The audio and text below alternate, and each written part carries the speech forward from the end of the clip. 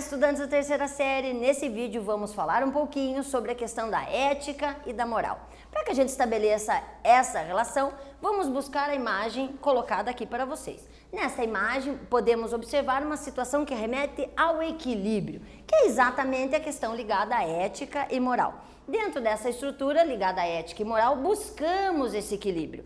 Para buscarmos esse equilíbrio, temos que fazer uma análise das nossas condutas, das nossas atitudes e como é que elas refletem nas demais pessoas. Para isso, quando pegamos a questão moral, temos que puxar algumas palavrinhas que remetem para esse conceito.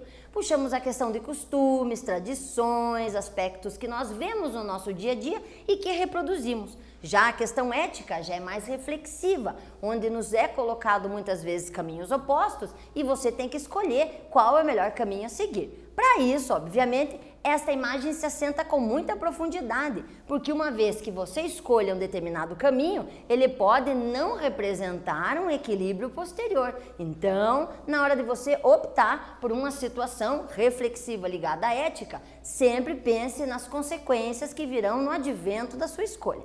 Para isso, também temos que pensar que você, como indivíduo, não está sozinho. Você está dentro de um conjunto de elementos, num conjunto de seres que estão literalmente convivendo num aspecto global. Muitas vezes fazemos a reflexão do planeta Terra como sendo parece algo tão distante, mas não. O planeta Terra nos tem que ser familiar como se fosse nossa casa. E o ambiente em que nós vivemos deve também ser visto como um reflexo disso. Então, quando estabelecemos boas situações ligadas à moral, que são os costumes, tradições e atos que nós repetimos, com relação à ética, que nós vemos e refletimos sobre ações, sobre determinados momentos ou determinadas ações, o planeta Terra também tem que ser visto como sendo um ambiente familiar. Por isso a causa social tão importante.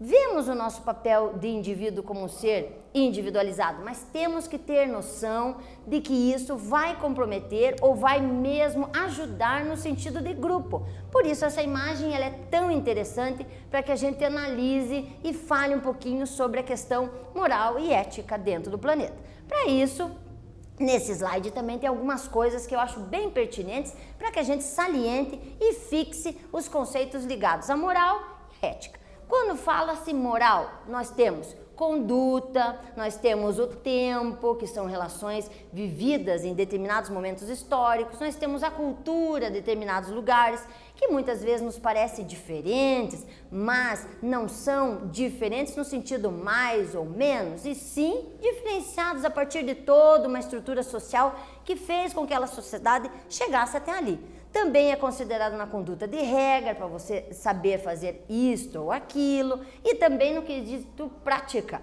em que o nosso dia a dia nos fala como chegar em determinada ação, porque vimos alguém fazer.